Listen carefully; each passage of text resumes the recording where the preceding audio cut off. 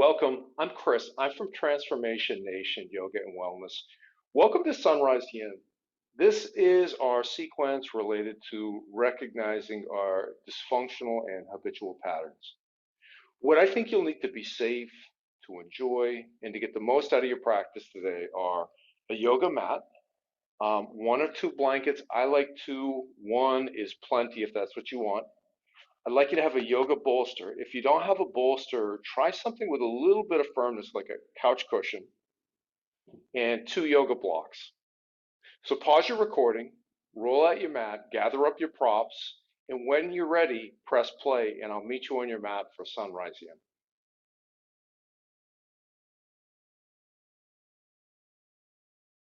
I'd love to have you make your way into a seated position with stacked joints.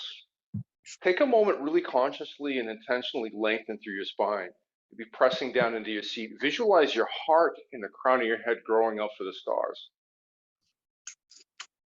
And then see, we've got that, not rigidity, but we've got that alertness in the spine. See if you can find relaxation in every other part of your body.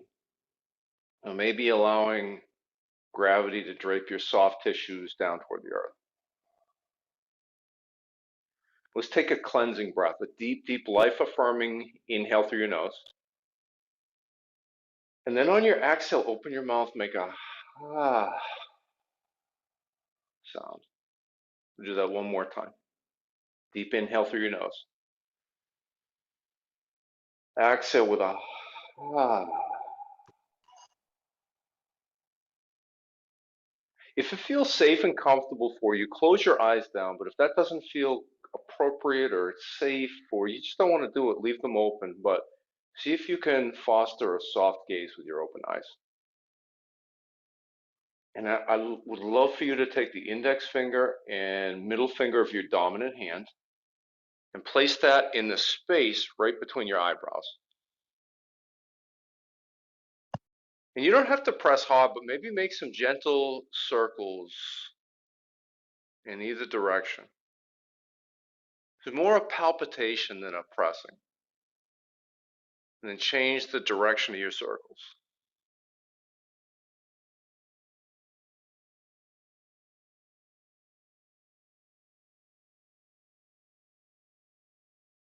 And then as you're ready, you can allow your dominant hand to fall down to your thigh or your knee, but imagine that it's falling through honey. So just a little bit of resistance. And place your attention, you may still be able to feel the sensation of the tips of those two fingers in that space between your eyebrows. And I'd like you to start to visualize an eye there, a third eye. And right now, that eye perhaps is closed.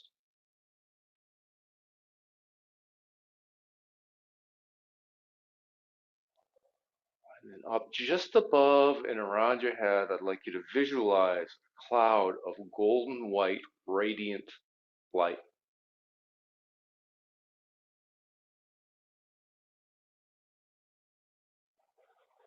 I'm going to talk you through a process here in a moment. And in this process, each time you inhale, I'd like you to visualize that third eye opening and being flooded, filled with light, golden white light from that cloud. And at the pause between your inhale and your exhale, I'd like you to visualize that eye closing. And as you exhale, visualize that golden white light coming from your third eye down into your heart. If at some point during our practice today, it feels like your heart is full of light, that light can also radiate out into the whole rest of your body. So exhale out all your breath. Inhale, third eye opens, it's filled with golden white light, the whole inhale. Close your third eye, exhale, draw that golden white light down into your heart.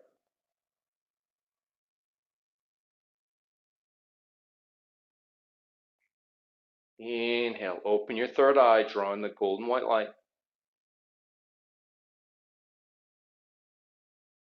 Exhale, pull that light down into your heart.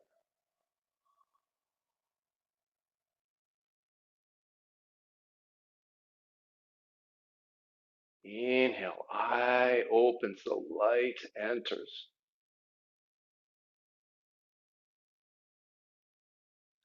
Exhale, the eye closed, the light goes deeper.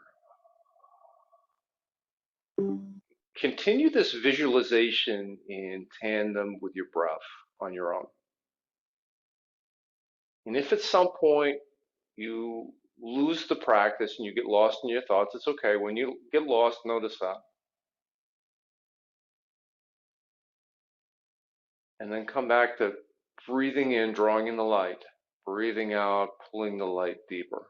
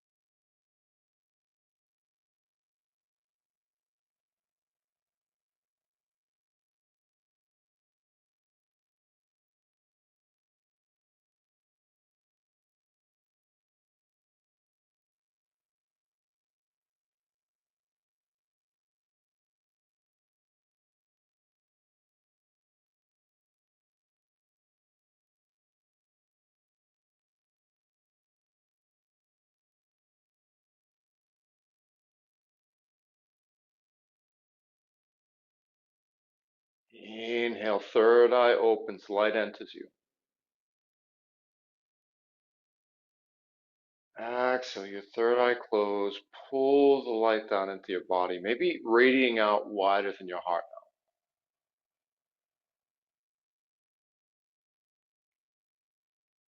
Inhale, eye opens, light enters.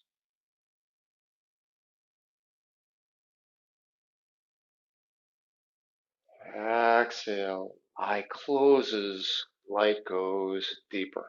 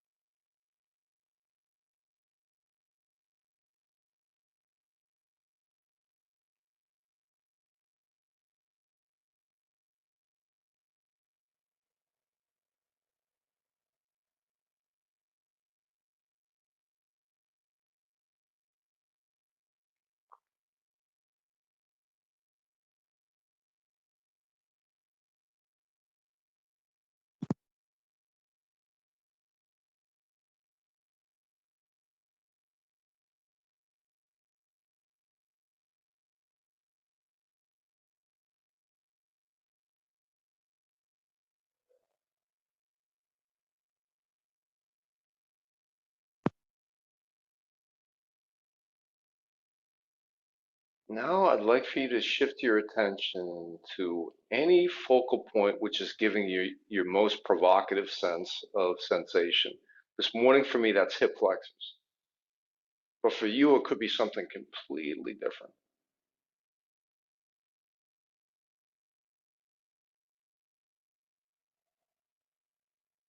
And then with your attention on that most provocative point of sensation, as you're ready, there's no great rush, sisters.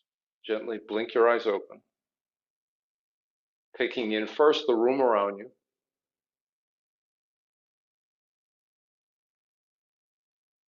and then the objects in that room.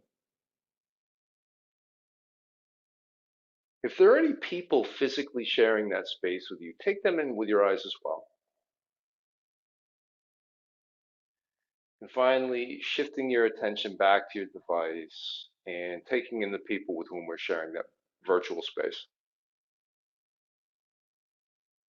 Great job, friends. So the first yin pose of our practice today is going to be dangling. So in vinyasa, we would call this ragdoll. So come into a standing position with your feet hip distance apart. Make the shape of the number 11 with the outside edges of your feet. If your back is tight, have two blocks handy or be close to a wall. Put enough of a bend in your knees, your whole belly will rest on your thighs. And start to shift a little bit more weight into the balls of your feet, so a little lighter in the heels. Now, options. Your hands could be on blocks. You could put your seat up against a wall too. That can be a much more soothing dangling pose. But check in with your body. Notice if you've got any gripping or muscular engagement. So for many, many people, that's going to be the neck. Making this effort as if we have to look forward. And I know to a degree you're trying to see your device, right? But at this point, there's nothing you need to see. See if you can relax the neck as if there was like a weight on the crown of your head drawing it down toward the earth.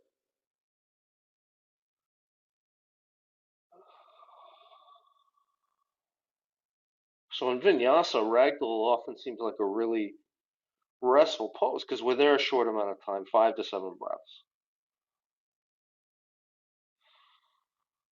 But in some of these disciplines and modalities where we hold the pose for a little longer, say yin yoga or gravity yoga, I become acutely aware in this pose of how much actual work is going on. Maybe notice which muscles in your legs are firing. Maybe the muscles in your calves, and the muscles in your thighs.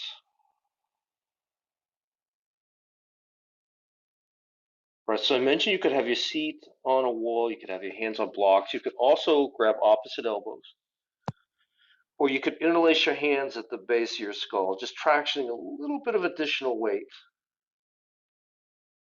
freeing the crown of your head to orient toward the earth.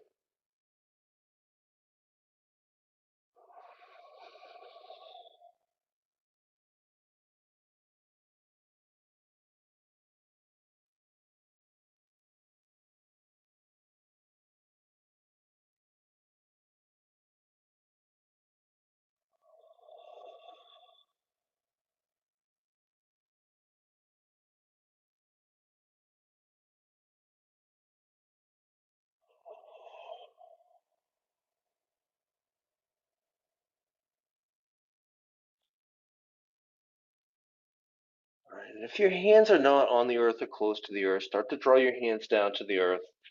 Lower your knees down, find the tabletop shape. So a quadruped shape, like a child crawling. And I would love for you to have a bolster or some kind of a support close by and 2 blocks available as well. And then from here, I'd like you to walk your hands about 3 handprints forward. Turn your fingers to the outside. If you can, keep your hips floating over your knees. The tendency is they're going to want to scoot forward or shoot back. But see if you can keep them stacked. And then lower your heart down to the earth. Now check in right away. It's yin, so I want you to feel something. But if you're getting a sharp pinching sensation at the tops of your shoulders, I would say at almost any sensation level, take your bolster, place it under your heart, just elevate your heart a little bit.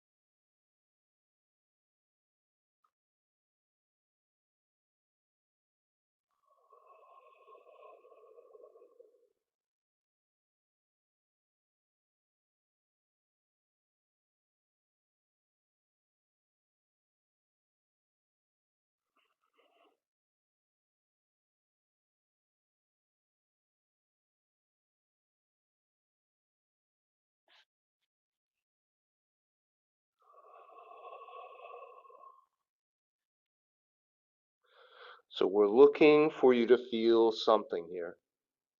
And that something ideally is a threshold between discomfort and pain. So into the discomfort threshold, but not past it, not quite into the pain threshold. So you might think of this as diffuse pressure or a dull achiness or a bitterness, if that kind of a qualitative measure works for you. Or if you like a numerical scale, think about a sensation continuum from 0 to 10. I'd like you to find a level of sensation that's at least a 4, no more than a 6. Right. Sometimes if we enter a pose with some restraint, we open up some space. So if that's happened for you and your body wants more, one option is to take blocks at any height, place them under your hands, and that will give your heart a little bit more lift and a little bit more space to descend toward the earth. But notice if you had that pinching sensation in the tops of your shoulders, that will accentuate that. That's not, we don't want that.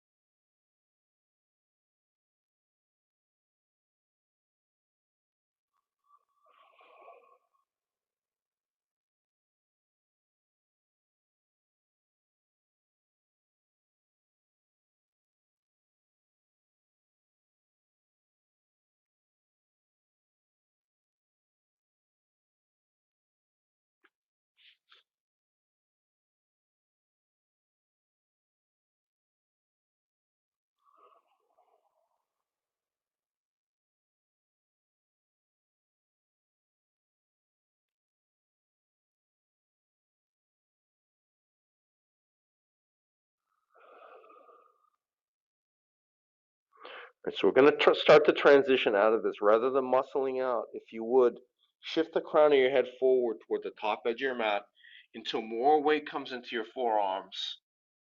And then bring your hands under your shoulders. You could walk your hands maybe back towards your knees. Grab a blanket. And we're going to do snake and rat, a yoga belly roll. So starting with a blanket with a half fold,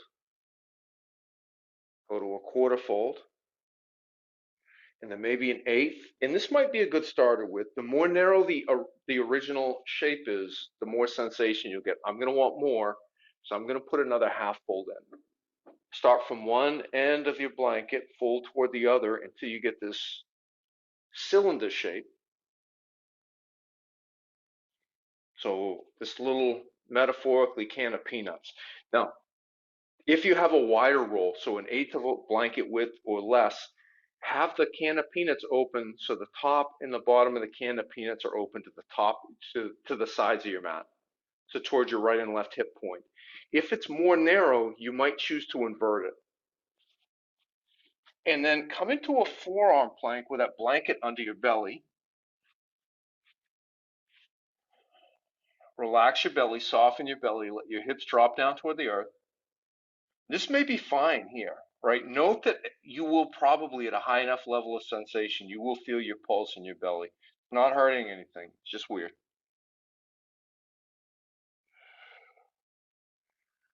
But if you're ready to add sensation, just relax the tops of your feet down into the earth. Relax your legs. And if you want even more, stretch your arms out over your head. Lower the whole weight of your body into this blanket. Now note, if you're getting a lot of sensation in the bottom of your rib cage, your blanket's too high. Shift the blanket a little bit lower. I doubt you would break ribs with a blanket, but I've heard of people injuring themselves and breaking ribs using other things for a belly roll.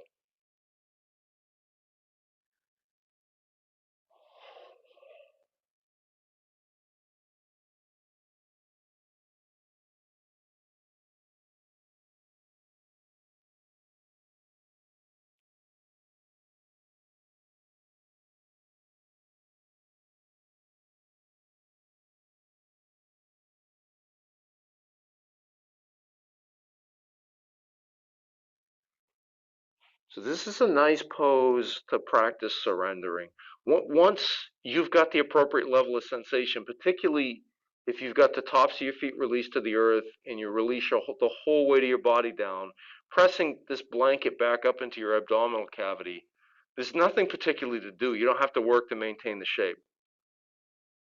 So any kind of muscular engagement that you notice is unnecessary. So see if you can notice that and just maybe choose to release it and let it go.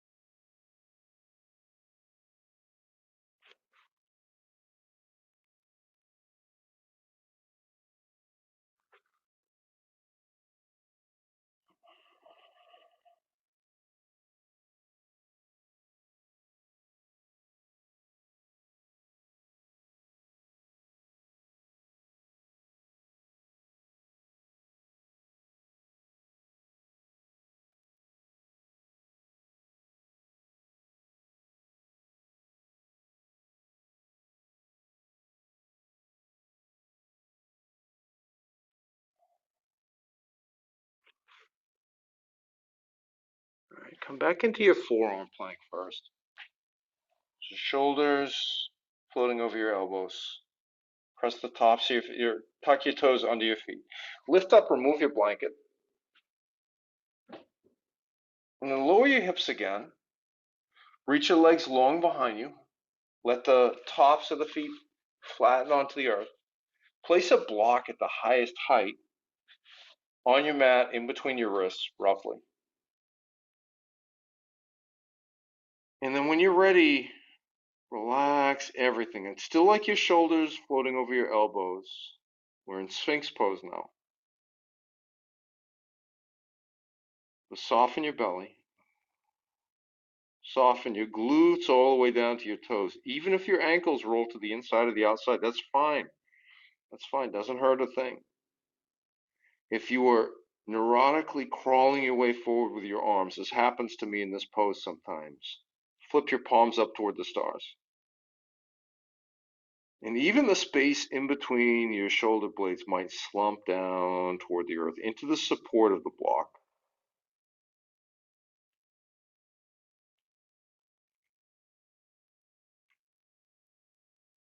I've been slipping into one of my habitual dysfunctional patterns recently over the last 3 or 4 months.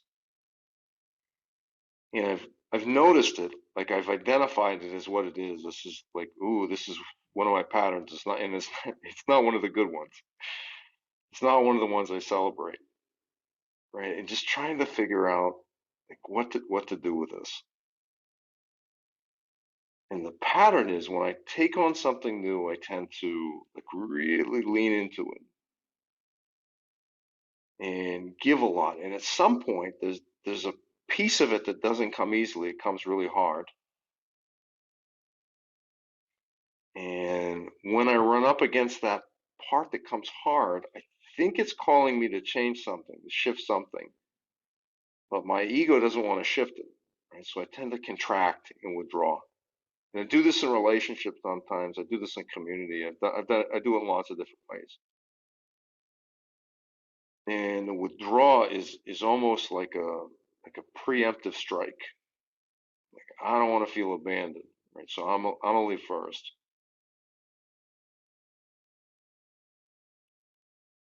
And I just have been present recently to all the like weird different ways that this will manifest and come up. And today it came up for me as jealousy, which I don't love.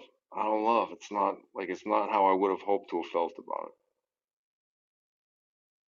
All right, friends, check in with your body. Notice your current level of sensation. Check for gripping and muscular engagement first. So in this pose, my habitual offender points for unnecessary muscular engagement are my belly and my booty. So you might notice there, see if you can release. If your body wants more sensation, turn your palms down, turn your fingers out wide.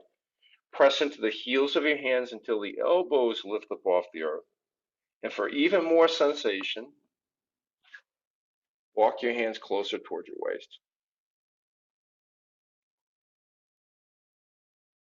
So on social media, I'm in a lot of these introvert groups.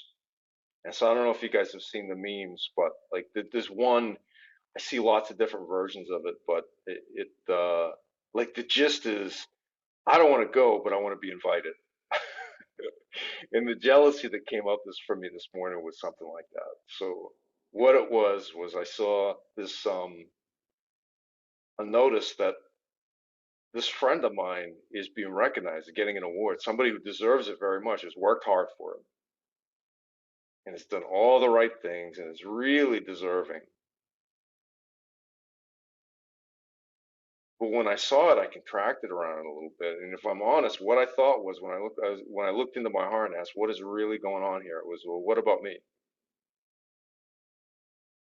And then I thought, "Well, how would I feel if I was selected for this?" And I would be mortified.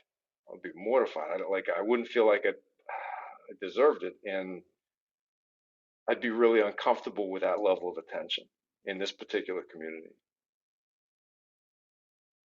right? So if I don't want it, like, what do I care who else they give it to, especially if they give it to someone who I care about who very much deserves it? Strange.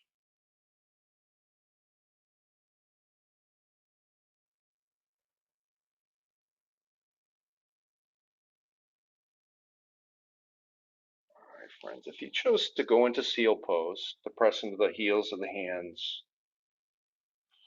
come back down into Sphinx pose. You can remove your block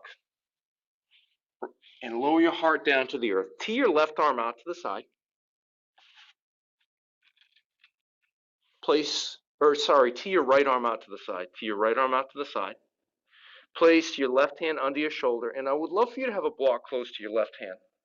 Shift your gaze over to the left, so maybe your left temple resting on the earth now. We're going to go into broken wing. Start pressing into your left hand. Lift the whole left side of your body. Float it over your right.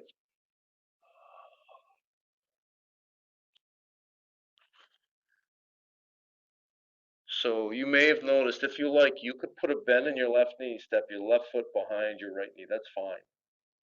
If you want more sensation, I used to cue for a half bind behind the lower back. I'm not doing that anymore. You could, but if you want more sensation, a method that I'm really preferring now is to place a block at any height under your left hand.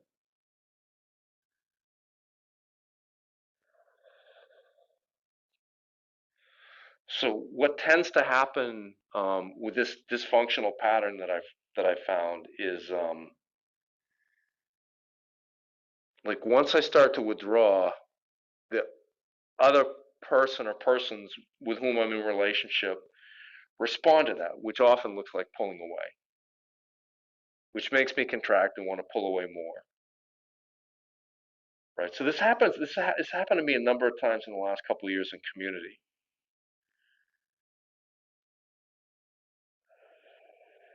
And the thing is, when this has happened at the times of my life, in career or in personal relationships or in other types of communities, it's not my inner circle. It's not the group where, especially like if I'm in a leadership position, that's I've never had that be my response.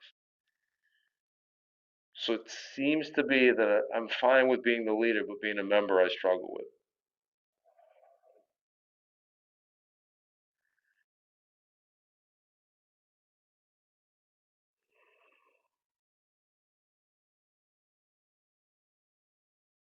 Well, what I've like some of what I've identified from this pattern when I look back at outcomes, when I respond in this way, and then the world responds to what I'm doing, like it often puts me in a pretty lonely place, and the outcome is never really good. It's never what I would have chosen for myself. So the recognizing I feel like is powerful,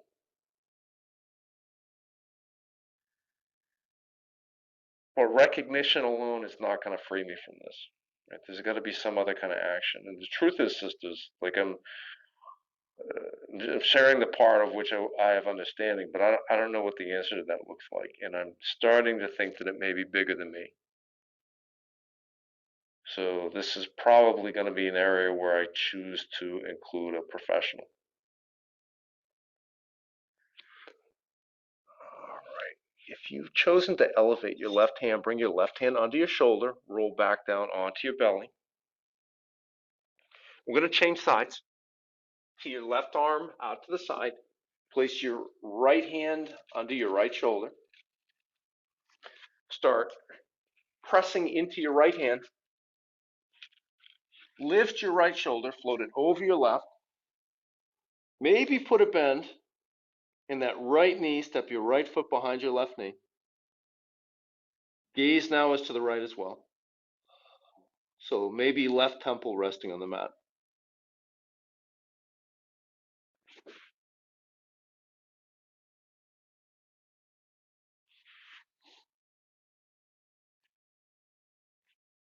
And option for more sensation to put a block at any height under your right hand. Or again, if you wanted to do a half bind and wrap your right arm behind your lower back, it's fine. It's not wrong. I'm just finding it doesn't do very much for me in terms of sensation.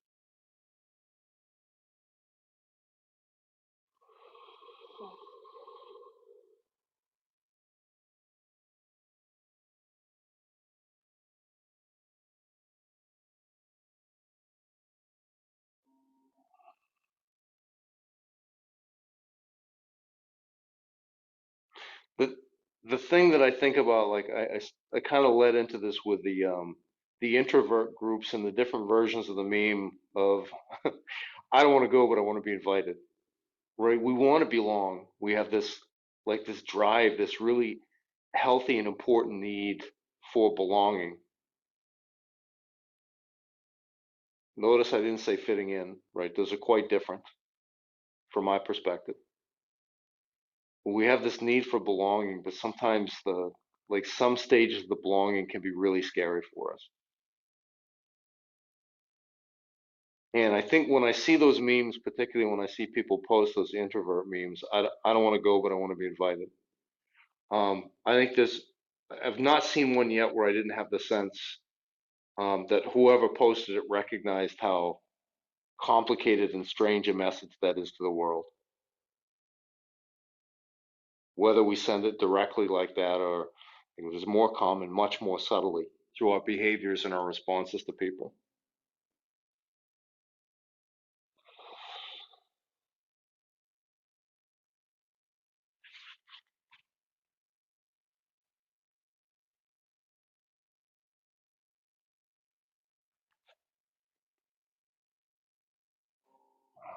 Bring your right hand down to the earth under your right shoulder. Roll back down onto your belly. Whew. And then bring your hands under your shoulders. Press yourself up onto your knees. Walk your hands back toward your knees. So you might choose to have blocks here. Tuck your toes under your feet.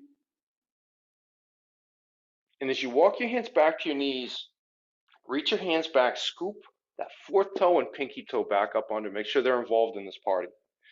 So we're going to do a toe squat. So one version, you could have your hands on blocks. This is a toe squat. This is fine right here. And this can be a really high level of sensation for people. You could come back and bring your hands on your thighs. This is also a toe squat. Or float your head over your shoulders, over your hips, stack the joints. Even here, less sensation looks like lifting the seat up toward the stars. More sensation looks like dropping your seat toward the earth. You guys stay right where you are. I'm going to change positions just for demonstration purposes.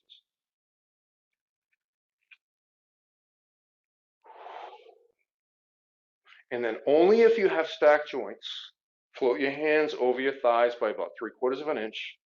Lift your arms up to shoulder height. Good, that's it. Open them out to shoulder width.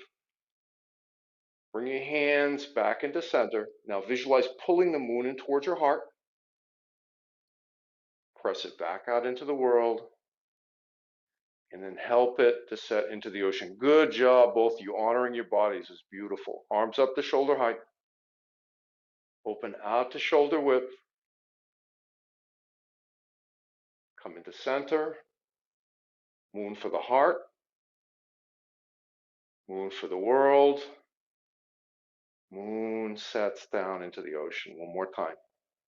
Shoulder height. Shoulder width. You guys adjust your feet as you need to. Take care of yourself. Center. Heart. World. And the ocean. And only if you're doing a Qigong, do a single round of clearing. Circle the hands up to shoulder height. Press the ball down into the bottom of the swimming pool. Great job, you guys. Come onto all fours again. Release the tops of your feet onto the earth. Pedal your feet up.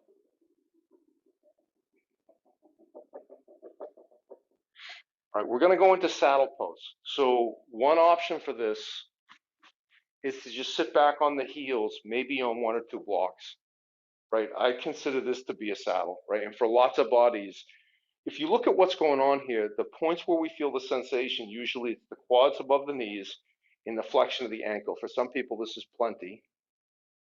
Or drop the seat down to one block, drop it down to the earth. For some people here, like a full saddle, you'll be able to lay back in between the legs. That's not going to happen in my body. So I'm going to make my lazy boy recliner with one block at the lowest height, one block at the highest height, the bolster over the whole kit and caboodle. And you could do this as a half saddle with one leg folded back, one leg folded forward. Lower back comes to the bottom of the bolster. So this would be a half saddle, my left leg is extended. Or for a full saddle, Both legs are folded back, and I lay back onto the bolster. All those versions that I just showed are right. All of them are saddle. So choose the one that's right for you. And I don't know what your experience will be in this pose, and it might be like the variation of this that you choose and the level of sensation it brings you. But for me, the gripping here tends to happen in the hip flexors, which you're firing, engaging as if to try to protect me from some harm. So see if you can relax that, allow that to release.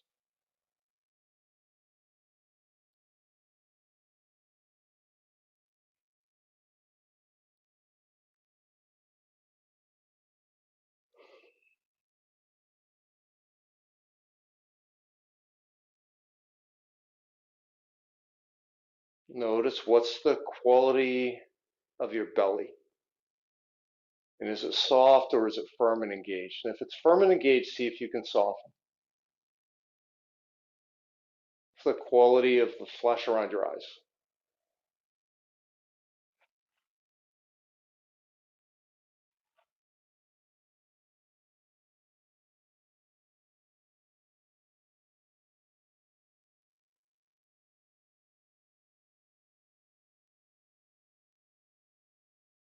I feel like sometimes it can be discouraging for us when we are developing our consciousness and we're far enough along that we can see the weird dysfunctional pattern, but not quite far enough along to know what to do with it. But that's why we have therapists.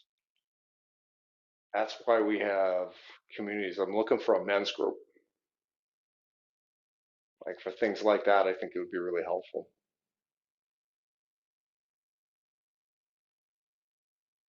So make no mistake, even if we don't know exactly what to do with it, just the recognition is powerful.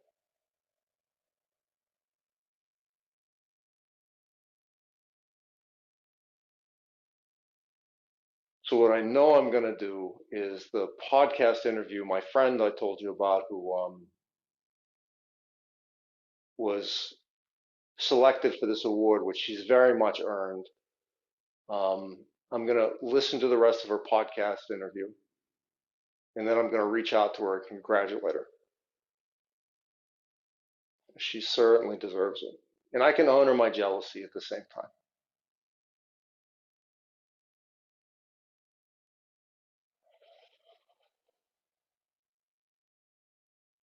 Check in with your body. Notice your current level of sensation.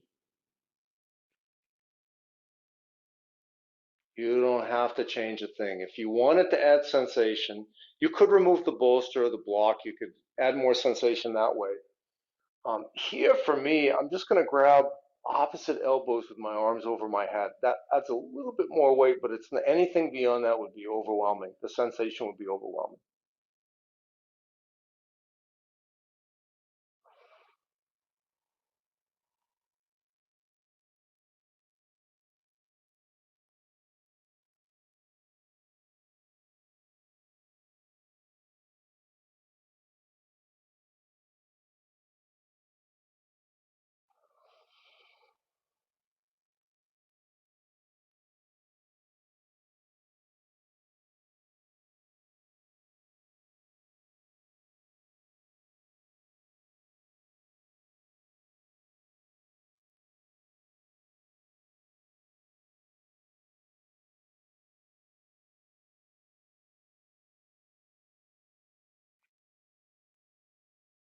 All right, we're going to start the process of coming up from this.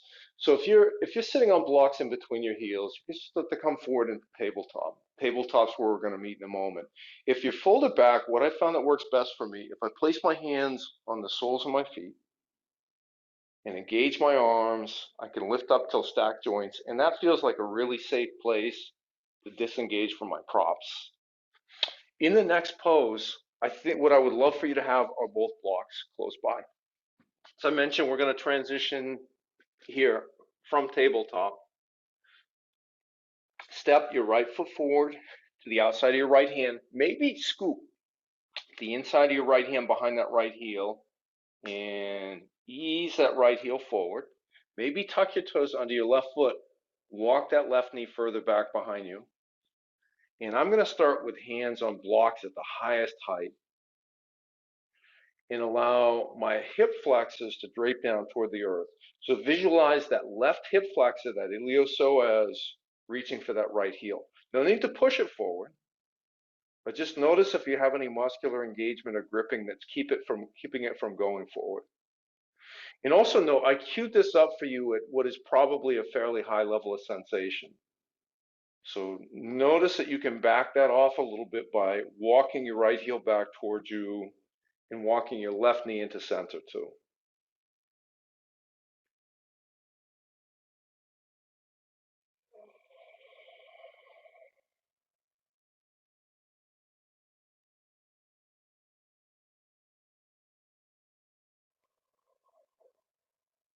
Notice if you have any muscular engagement or gripping here. Maybe the deep six lateral hip rotators on the outside of the left thigh. Maybe the inner thigh, hip flexors.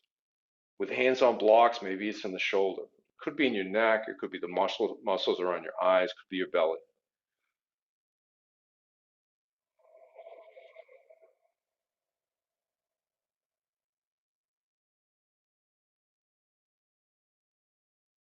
All right. For my part in this dragon pose, am learning that I get the best bang for my buck from where we are right now. And there are other options. So one option is if you want to keep the stacked joints in the sense of gravity pushing your hips downward, you just lift your hands up a little higher. But you could also bring your forearms down, fold onto the inside of that right thigh. Forearms might come down to the mat or to blocks. All of those are right. All of those are right. Like, and what is best for my body is probably not going to be what's best for your body.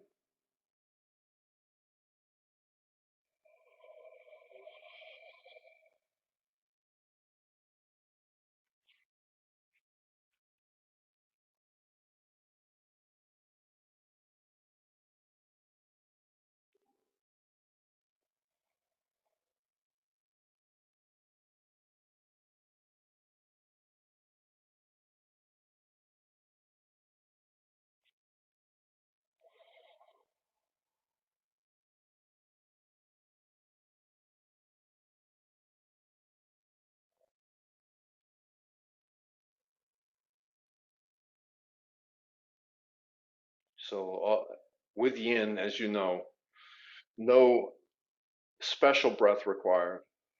And you can choose to use one if it serves you. So I don't know how much of this you can hear. I'm using a 4-8 relaxation breath with a 4 count inhale through my nose, 4 count inhale through my nose, followed by an 8 count exhale through my mouth with that same ha quality that we started with. This is a pretty high sensation pose for me. And that 4-8 breath really helps me to, I won't say enjoy it, but to not be miserable.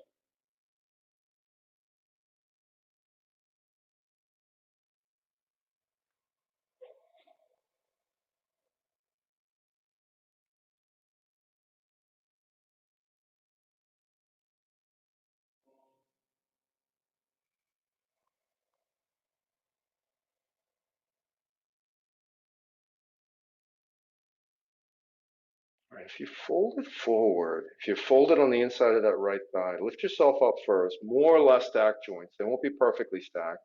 Start pressing into your right heel, draw your hips back, come into tabletop. And then we're going to change sides. Step your left foot forward to the outside of your left hand. Maybe scoop that left hand back behind that left heel and walk, walk, walk the ball of that left foot forward. Maybe tuck the toes under your right foot, walk that right knee further back behind you. Stack the joints, head more or less over shoulders, more or less over hips. And I like the support of a couple of blocks under my hands.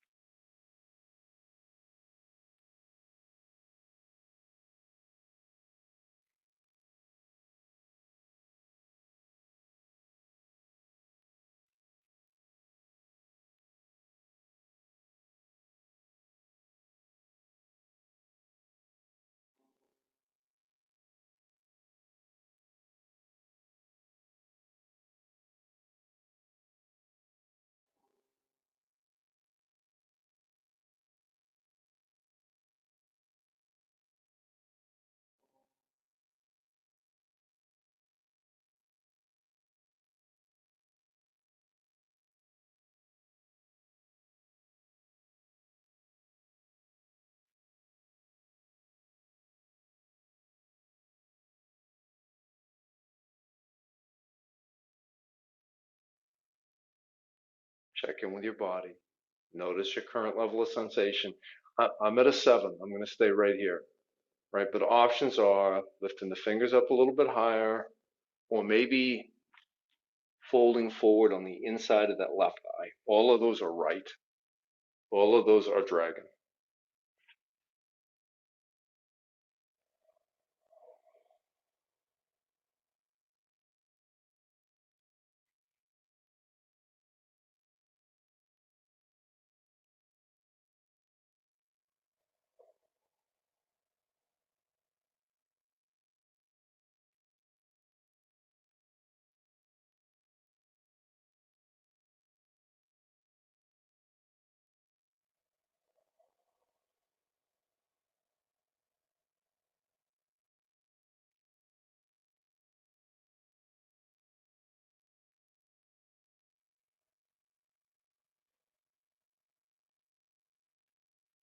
Check for any gripping, any muscular engagement, and see what, if any, you can let go of, allowing your right hip flexor to fall forward toward that left heel any amount more.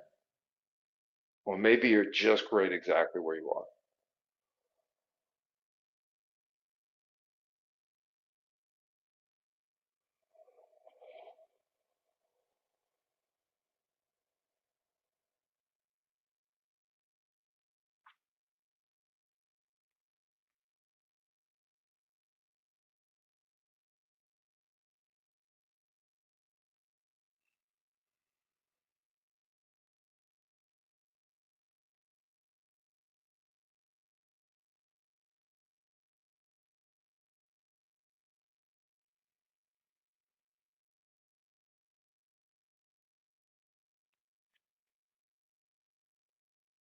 If you chose to fold on the inside of your left thigh, lift yourself up, stack the joints, more or less stacked, head floating over shoulders over hips.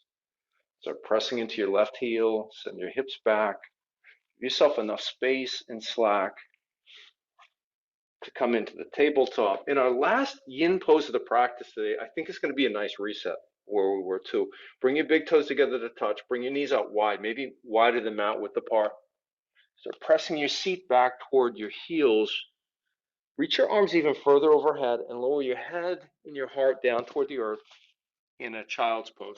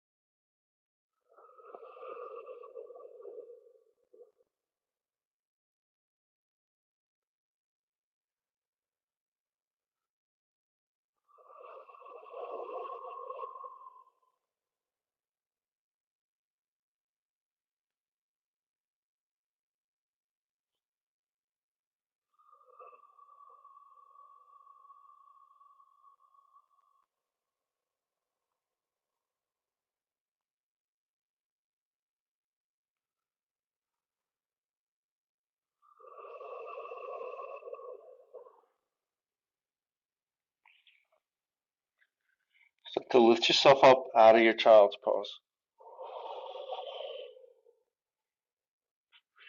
And then from there, make your way into any final resting shape. You may have noticed we did a lot of water element work today. Urinary bladder meridian along the back line of the body, kidney meridian on the inner thighs. So if you want a final resting pose to support that, one option, and again, choose anything, choose what your body's calling for, but a constructive rest position. Come onto your back, bring your feet out nice and wide, let your knees come into center to rest upon one another. And your hands can be palms down on the bottom of your rib cage on either side of your abdomen, or they can be anywhere on the mat. This is one of many, many options, and you should choose the one that's best for you and your body.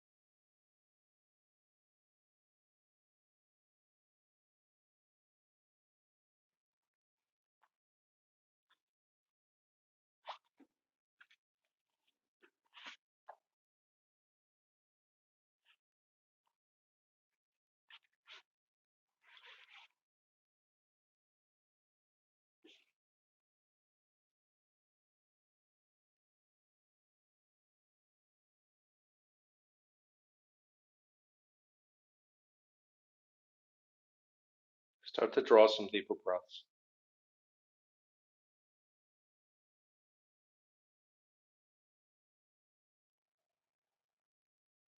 Feeling for the air that you're breathing in, bringing your body back to life.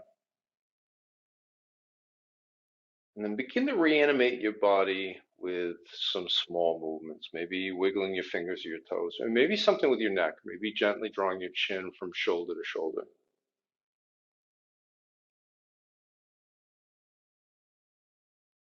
And start to transition from small to medium movements. So that could look like rotating your hands at the wrists and your feet at the ankles.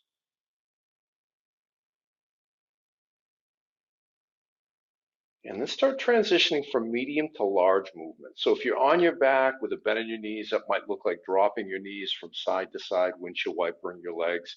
It could look like a full body stretch.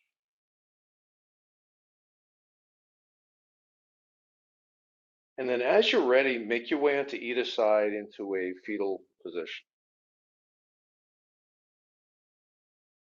Take some time here, take 3 or 4 breaths, check in, notice how your body's feeling. But notice too, what is the quality of your nervous system here post practice? And then press yourself up into any seated position with any soft eyes, softly open or gently closed. You can do anything that you like with your hands.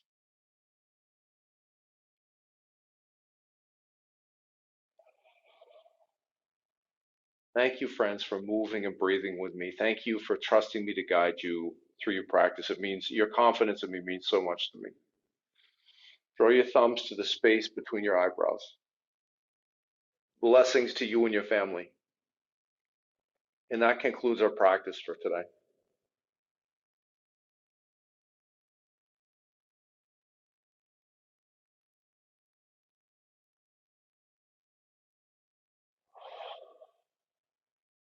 Again, friends, I'm Chris. I'm from Transformation Nation Yoga and Wellness. This was Sunrise Yin, our sequence related to recognizing our habitual dysfunctional patterns. You're doing great. Keep going.